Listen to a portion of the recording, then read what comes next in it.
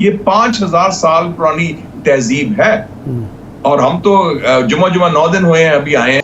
Africa के अंदर भारत ने अपना पहला वैक्सीन का बैच, पहली शिपमेंट कर दी है। अफ्रीका के अंदर हम सब जानते हैं कि दुनिया में सबसे ज्यादा मलेरिया के केसेस। हम क्या करते हैं, हम 2 नंबरी करते हैं। भारत की नेबर्स फर्स्ट पॉलिसी की एक और मिसाल सामने आ गई है। यूएई की तरफ से, दुबई की तरफ से पाकिस्तानियों के वीजास को बैन किया गया और नवाज शरीफ साहब जो एक सुप्रीमो हैं इस वक्त मौजूदा हुकूमत के, वो 5-6 दिन वहाँ बैठे रहे, किसी अहम शख्सियत से मुलाकात नहीं हुई।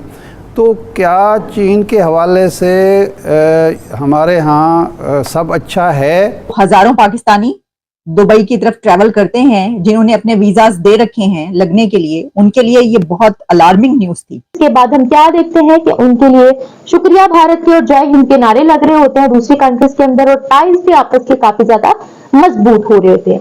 पाकिस्तानी सियासतदान मोहम्मद खुर्रम खान को लंदन में बच्चों से मुबैना जिनसी जराइम के मुकदमे का सामना है। विंडसर वेल्स जेल में कैद मोहम्मद खुर्रम खान को जिनसी जराइम के हवाले से किंगस्टन क्राउन कोर्ट में वीडियो लिंक के जरिए पेश किया गया। तो जहां जहां कुछ भी डिस्ट्रक्शन हो रही होती है, कोई भी नेचुरल डिजास्टर आ रहा होता है, फॉर एग्जाम्पल मैं मिसाल दे देती हूँ, कहीं पर जलजला आ रहा हो, कहीं पर सैलाब आ रहा हो, या कुछ भी हो रहा हो और उनको हेल्प की जरूरत हो, तो भारत अपनी नेबर्स फर्स्ट पॉलिसी और वसुदेव कुटुंबकम के जरिए जो वो प्रमोट करते हैं, पूरी दुनिया की मदद कर। तो जी पूरी इस खित्ते को छोड़ दें, पूरी दुनिया में वाहिद एक इंडिया है जो सबसे पहले मदद करने के लिए पहुंचता है दूसरे मुमालिक की। अब यह बहुत बड़ी न्यूज़ है कि अफ्रीका के जो लोग हैं जो मलेरिया में मुब्तला है, उनकी वैक्सीन भेजी है सबसे पहले इंडिया ने। ठीक है जी, ये बहुत बड़ी न्यूज़ है। तो हम इसी वजह से हमारे पाकिस्तानी लोग क्या कहते हैं पाकिस्तान के बारे में या इंडिया के बारे में, ये हम देखेंगे पूरी वीडियो में। तो वीडियो की बात करेंगे चलो आओ वीडियो देखें। भारत की नेबर्स फर्स्ट पॉलिसी की एक और मिसाल सामने आ गई है। हम सब जानते हैं काफी ज्यादा रिपोर्ट्स भी इशू हो रही होती हैं, कुछ स्टेटमेंट्स भी वायरल हो रही होती हैं, वीडियोस भी वायरल हो रही होती हैं जिनमें देखा जाता है कि भारत को शुक्रिया बोला जा रहा है। अगर हम नेबर्स की बात करते हैं, अगर हम नेबर्स के अलावा चले पूरी दुनिया की ही बात कर लेते हैं, तो जहां जहां कुछ भी डिस्ट्रक्शन हो रही होती है, कोई भी नेचुरल डिजास्टर आ रहा होता है, फॉर एग्जाम्पल मैं मिसाल दे देती हूँ, कहीं पर जलजला आ रहा हो, कहीं पर सैलाब आ रहा हो, या कुछ भी हो रहा हो और उनको हेल्प की जरूरत हो, तो भारत अपनी नेबर्स फर्स्ट पॉलिसी और वसुदेव कुटुंबकम के जरिए जो वो प्रमोट करते हैं, पूरी दुनिया की मदद कर देते हैं। ये मैं नहीं कह रही, ये बहुत सी रिपोर्ट्स आ चुकी हैं, बहुत सा ऑफिशियल डाटा है जिसके मुताबिक मैं बात कर रही हूँ कि अपनी रेस्क्यू टीम्स वहां पर भारत भिजवा देता है, मेडिकल ट्रीटमेंट के लिए सामान भिजवा देता है, खाने पीने की चीजें भिजवा देता है, ह्यूमैनिटेरियन बेसिस पे बिलियंस ऑफ डॉलर्स की एड दे देता है। जिसके बाद हम क्या देखते हैं कि उनके लिए शुक्रिया भारत के और जय हिंद के नारे लग रहे होते हैं दूसरी कंट्रीज के अंदर, और टाइज भी आपस के काफी ज्यादा मजबूत हो रहे होते हैं। तो ऐसी बहुत सी खबरें देखने को मिली हैं। अब इसी तरह की एक और मिसाल हमारे सामने आ रही है अफ्रीका की तरफ से। अफ्रीका के अंदर भारत ने अपना पहला वैक्सीन का बैच, पहली शिपमेंट कर दी है। अफ्रीका के अंदर हम सब जानते हैं कि दुनिया में सबसे ज्यादा मलेरिया के केसेस अफ्रीका में ही सामने आते हैं, और ये कहना गलत नहीं होगा कि हर मिनट में वहां पर कोई एक ना एक डेथ, कोई एक ना एक मौत मलेरिया के तहत जरूर होती है। कोई एक आधा बच्चा, जवान, बूढ़ा, औरत, मर्द, कोई ना कोई जरूर वहां पर हर मिनट में मरता है। इतनी मलेरिया की बीमारी वहां पर आम है, और उनके पास वसाइल नहीं है, उनकी इकोनॉमी काफी ज्यादा डाउन है, उनके पास वैक्सीन नहीं है इतनी कि वो अपने बच्चों को, अपने लोगों को वहां पर प्रोटेक्ट कर पाए। इसीलिए भारत ने मदद करने के लिए पहली शिपमेंट कर दी है। अब किन किन इलाकों में गई? सबसे पहले तो जो शिपमेंट की गई है, ये कल डिस्पैच किया गया। अब ये सबसे पहले जाएगा सेंट्रल अफ्रीकन रिपब्लिक में, फिर उसके बाद साउथ सूडान में, फिर उसके अलावा डेमोक्रेटिक रिपब्लिक ऑफ कोंगो में, और भी बहुत से इलाकों में जाएंगे जहां जहां पर मलेरिया की बीमारी काफी ज्यादा आम है। अब टोटल 1,63,800 वैक्सीन की डोजेस में से 43,200 वैक्सीन की डोजेस को डिस्पैच कर दिया गया है, भिजवा दी गई है। अब सवाल यहाँ पर यह भी पैदा होता है कि इस वैक्सीन को बनाया कैसे गया, किसने बनाया और किस तरह से बनाया। तो मैं आपको बताती हूँ, SII जिसका मैंने पहले ही मेंशन किया, सीरम इंस्टीट्यूट ऑफ इंडिया, जो वर्ल्ड का, मैं बात कर रही हूँ पूरी दुनिया की, वर्ल्ड का लार्जेस्ट मैन्युफैक्चरर है वैक्सीन का, उसने बनाया नोवावैक्स के साथ मिलकर साथ ही साथ ऑक्सफोर्ड यूनिवर्सिटी के साथ मिलकर, और जिस कामयाबी से इस वैक्सीन को तैयार किया गया है उसका एक पूरा जश्न भी मनाया गया है। US ambassador to India Eric Garcetti ने इस फंक्शन को अटेंड भी किया, काफी ज्यादा प्रेज भी किया, और ये वैक्सीन बेसिकली 3 कंट्रीज के कोलैबोरेशन से बनाई गई है, इंडिया, यूएस, यूके। और ये तीनों की तीनों ही कंट्रीज इस वक्त बहुत ज्यादा खुश हैं कि हमने बहुत अच्छा और बहुत बड़ा काम कर लिया, हमने ह्यूमैनिटी को बचाने के लिए काम किया, और दुनिया भर से उनको प्रेज भी किया जा रहा है। वर्ल्ड हेल्थ ऑर्गेनाइजेशन ने पिछले साल अक्टूबर 2023 में कह दिया था कि इस वैक्सीन को तैयार कर लिया जाए, ये एक बहुत बड़ा काम होगा जिससे अफ्रीका के लोगों की जान बचेगी। अब ये सेकेंड वैक्सीन है जिसको रेकमेंड किया है WHO ने। वर्ल्ड हेल्थ ऑर्गेनाइजेशन में इससे पहले भी एक और वैक्सीन बनी थी जिसका नाम था RTS वैक्सीन, उसको भी तैयार किया गया था, फिर उन्होंने कहा कि सेकेंड वैक्सीन है, और वैक्सीन की जरूरत पड़ गई है तो इंडिया इसमें अपना मेजर किरदार अदा कर सकता है, तो फिर इंडिया की कोलैबोरेशन से इस वैक्सीन को तैयार भी किया गया। और दोनों ही वैक्सीन की अगर हम बात करते हैं, RTS जो पहले थी और अभी जो वैक्सीन प्रोवाइड की गई है, मैं उसका नाम भी आपको बता दूं, R21 मैट्रिक्स M वैक्सीन इसका नाम है। ये बहुत इफेक्टिव और बहुत जबरदस्त वैक्सीन तैयार की गई है, ये WHO खुद बोलता है। यूएई की तरफ से, दुबई की तरफ से पाकिस्तानियों के वीजास को बैन किया गया। ये दुबई हुकूमत पाकिस्तानी और खास तौर पर जो मेल और उनकी एज 42 से कम हो उनको वीजास नहीं दे रहे। तो ये एक खबर ऐसी थी कि जो हजारों पाकिस्तानी दुबई की तरफ ट्रैवल करते हैं, जिन्होंने अपने वीजास दे रखे हैं लगने के लिए, उनके लिए ये बहुत अलार्मिंग न्यूज थी। तो मैंने सोचा कि इसके ऊपर जरा थोड़ी सा इसको इन्वेस्टिगेट किया जाए कि क्या दुबई ने पाकिस्तानियों के लिए वीजास दोबारा बंद कर दिए हैं, क्योंकि ऐसी खबरें एक दफा से ज्यादा बार पब्लिश होती रही हैं। और मुझे याद है कि दिसंबर 2023 में भी ये वाली खबरें आती रही कि दुबई ने पाकिस्तानियों के वीजास बैन कर दिए। अब क्या दुबई ने पाकिस्तानियों के वीजास बैन किए हैं? तो ये खबर चली कहां से, पहले तो मैं आपके सामने रख देती हूँ। ये तो देखिए कि आप जानते हैं कि ट्विटर जो है, एक्स, वो एक बहुत बड़ा फैक्टर इस सिलसिले में है कि दुनिया भर की न्यूज उसके ऊपर आती है। अब तो टीवी वगैरह पे तो बाद में आती है, पहले तो सोशल मीडिया पर ही आती है। तो उस पर एक सीनियर रिपोर्टर और जर्नलिस्ट उमर कुरैशी जो हैं, उमर कुरैशी ने ये लिखा कि Dubai stops issuing visas to single Pakistani men under the age of 42।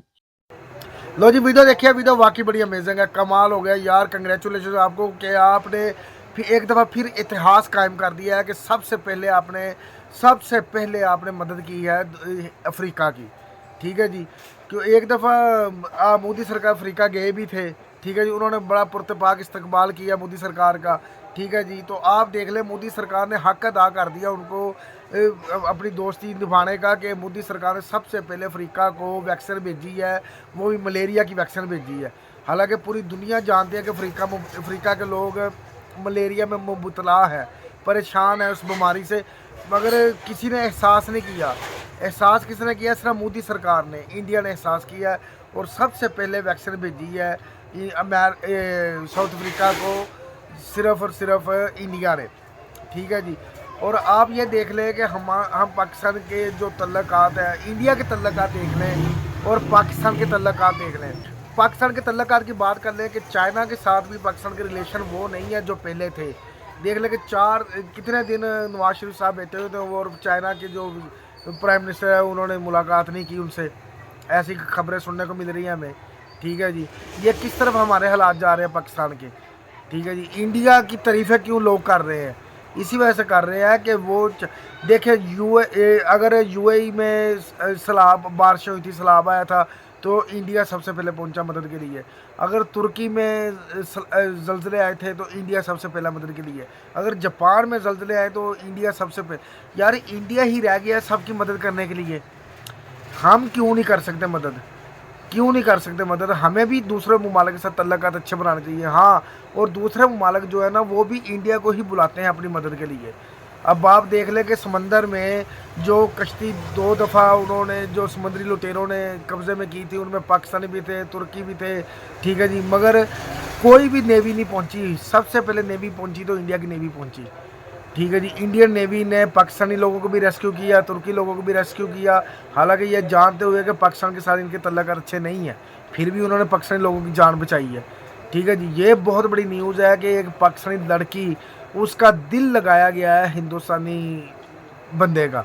ठीक है जी, तो इंडिया ही इसमें क्यों है कि इंडिया ही क्यों मदद करता है सबकी। ठीक है जी, इंडिया क्यों मदद, इंडिया इसी वजह से सारी दुनिया का रुझान इंडिया की तरफ है। इंडिया के साथ ताल्लुकात बेहतर बनाने की कोशिश करते हैं क्योंकि इंडिया एक बहुत पावरफुल हो गया है। ठीक है जी, हम देख लें कि हमारी सिचुएशन देख लें, हमारे मीडिया वाले हमारे पाकिस्तान की क्या बातें कर रहे हैं कि यूएई ने पाकिस्तान के जो वीज़े हैं उनको बैन कर दिया गया है। अब वो जो जिन्होंने दरखास्तें दी हुई हैं, जो यूएई जाने की कोशिश कर रहे हैं, उनके लिए तो मुश्किलात का शिकार हो गए ना। और अब वो देख लें कि हमारे जो मिनिस्टर है जी, ठीक है जी, वो केस बाहर उनको भुगतना पड़ रहा है कि जी बच्चों के स्कैंडल में। ठीक है जी, इस तरह की सिचुएशन है। हम अब सिर्फ पाकिस्तानी ही क्यों यार बाहर के ममालिक में टारगेट किए जाते हैं, पाकिस्तानियों को क्यों निशाना बनाया जाता है? इसकी रीज़न क्या है? इसकी रीज़न ये है कि हमारे उनके साथ तल्लुकात अच्छे नहीं है। अगर हमारे दूसरे ममालिक के साथ तल्लुकात अच्छे हों तो कभी भी पाकिस्तानी को टारगेट नहीं किया जाता। अब देख ले कि हाल ही कुछ दिन पहले की बात है कि पाकिस्तानी लोगों स्टूडेंट को मारा गया है, पीटा गया है, शहीद किया कि 3 स्टूडेंट को जान से मार दिया गया है। ठीक है जी, तो अब उनको फिर पाकिस्तान बुलाया गया है जहाज़ भेज के। तो मैं ये कह रहा हूँ कि पाकिस्तान ही क्यों है हर जगह पे टारगेट हो रहा है? पाकिस्तानी को क्यों टारगेट किया जाता है? पाकिस्तानी स्टूडेंट को टारगेट किया जाता है। पाकिस्तान को अच्छा नहीं समझा जाता, पाकिस्तानी लोगों को अच्छा नहीं समझा जाता, पाकिस्तानी ग्रीन पासपोर्ट की इज्जत नहीं करते लोग। अगर पता चल जाए कि ये पाकिस्तानी, उसको कहते साइड पे हो जा भाई, साइड पे हो जा। अगर इंडियन है तो उनको कहते वेलकम सर, इंडियन लोगों को वेलकम सर, पाकिस्तान को कहते आउट। ये इसकी रीज़न क्या है? इसकी रीज़न यही है कि इंडिया ने तल्लुकात बनाए हैं, इंडिया ने अपने मुल्क की डेवलपमेंट की है दुनिया के साथ मिल के। हमने दुनिया को छोड़ दिया है। ठीक है जी, हम जब जाते हैं तो हम कर्जे की डिमांड करते हैं, हम कर्जे की डिमांड करते हैं। इंडिया कर्जे की डिमांड नहीं करता, इंडिया डेवलपमेंट की डिमांड करता है। क्या आप आओ हमारे मुल्क में इन्वेस्टमेंट लेके आओ, हम आपके साथ कोऑपरेट करेंगे।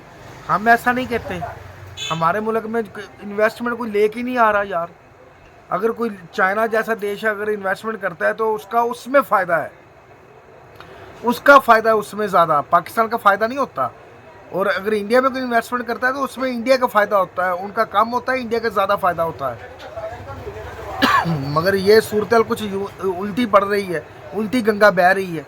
ठीक है जी, इस तो आप देख लें कि अब फिर पाकिस्तानी लोग तारीफ़ कर रहे हैं, पाकिस्तानी मीडिया वाले तारीफ़ कर रहे हैं हिंदुस्तान की, कि हिंदुस्तान हर मुल्क की, चाहे कोई भी देश हो, दुनिया के दूसरे नुक्कड़ पे क्यों ना हो, सबसे पहले हिंदुस्तान पहुंचता है उनकी मदद के लिए।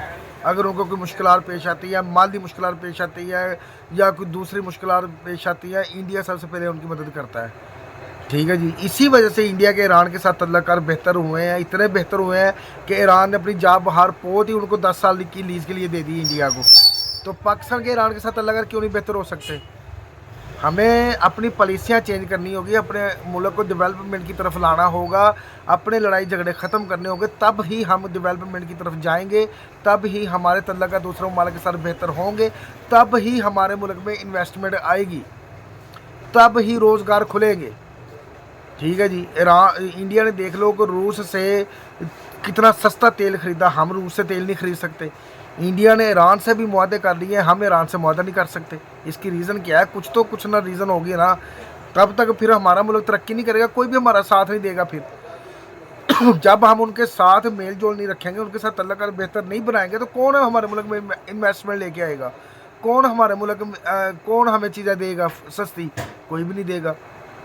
तो यही बात है ना, इंडिया की दुनिया तारीफ़ कर रही है, वो तारीफ़ों के काबिल है कि उन्होंने अपने मुल्क को भी डेवलप किया है, दूसरे मुल्कों को भी डेवलप करने में उनकी मदद कर रहे हैं। मैं हैरान हूँ कि इंडिया एक वाहद देश है जिसने ये जो अफ़गानिस्तान है, अफ़गानिस्तान उनकी सेहत के लिए 100 करोड़ रुपया रखा इंडिया ने, 200 करोड़ इंडिया ने रखा अपने बजट में। यार इंडिया तो दूसरे मुल्क को साथ लेके चलता है। तो हम देख लेंगे, किस हमारी बातें सुन लेंगे, हम बाहर के मुल्क में हमारी इज़्ज़त देख लें कितनी है, और इंडियन लोगों की देख लें इज़्ज़त कितनी है। ठीक है जी, तो अगर हम पाकिस्तानी 5 लोग काम कर रहे हैं तो इंडियन लोग 100 लोग काम कर रहे हैं वहाँ पे इंडियन की डिमांड क्यों है? कभी रूस कह रहा है कि हमें इंडियन लोग भेजो, कभी अमेरिका कह रहा है हमें इंडियन लोग भेजो, कभी रशिया कोई इसराइल कह रहा है कि हमें इंडियन लोग भेजो, कभी फ्रांस कह रहा है मैं इतने इंडियन लोगों को लेके जाऊंगा अपने मुल्क में। पाकिस्तान को तो इस तरह की डिमांड किसी ने नहीं की। पाकिस्तान को भी करनी चाहिए ना डिमांड, पाकिस्तान की लोगों को बुलाना चाहिए। पाकिस्तान में टैलेंट है, लोग अपनी एजुकेशन मुकम्मल करते हैं, मुकम्मल करने के बाद उनको अगर पाकिस्तान में अच्छी जॉब मिले तो वो बाहर का रुख ही ना करें। अगर वो बाहर जाते हैं तो उनको बाहर मुश्किलात का सामना करना पड़ता है, कभी उनको मारा जाता है, कभी उनको निकाला जाता है, कभी बैन किया जाता है। बड़ी बात है यार। बाकी कंग्रेचुलेशन, इतिहास एक दफ़ा फिर आपने रचा दिया है, ठीक है जी। और आपने सबसे पहले अफ्रीका की मदद करके साबित कर दिया कि आप अफ्रीका के साथ खड़े हैं। हर मुश्किल घड़ी में आप अफ्रीका का साथ दे रहे हो, बल्कि आपने हर सारी दुनिया को साबित किया कि हम आपके साथ खड़े हैं। सारी दुनिया को आपने साबित करके दिखाया है, कभी ईरान को, कभी किधर, कभी किधर। बाकी जी कंग्रेचुलेशन आपको कि दुनिया आपकी तारीफ़ कर रही है, तारीफ़ों के पुल बांध रही है, क्योंकि आप कारनामे ऐसे सारे अंजाम देते हो कि जिससे आपकी तारीफ़ की जाए, ठीक है जी। तो ये मोदी सरकार की पॉलिसियों में सबसे जो अहम इशू होता है ना, वो यही होता है कि दूसरों की मदद करने।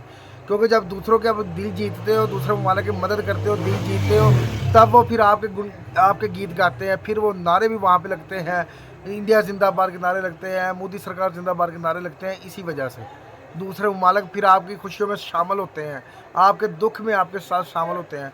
ये देख ले कि ईरान के जो सदर वो हेलीकॉप्टर में शहीद हुए हैं, तो मोदी सरकार ने पूरे मुल्क में एक दिन के शोक का ऐलान किया है। उनके दुख में भी शरीक होते हो आप, दूसरों की खुशियों में भी शरीक होते हो, और हर घड़ी में हर लिहाज के साथ आप दूसरों ममालिक के साथ शरीक होते हो।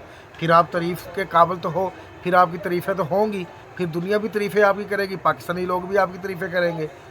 क्या बात है, मज़ा आया वीडियो देख के यार। बाकी आपको वीडियो कैसी लगी इसके बारे में ज़रूर बताइएगा। वीडियो अच्छी लगे तो शेयर कीजिएगा, चैनल को सब्सक्राइब कीजिएगा, वीडियो को लाइक कीजिएगा। मिलते हैं अगली वीडियो में, अपना ख्याल रखिएगा। अल्लाह हाफिज़।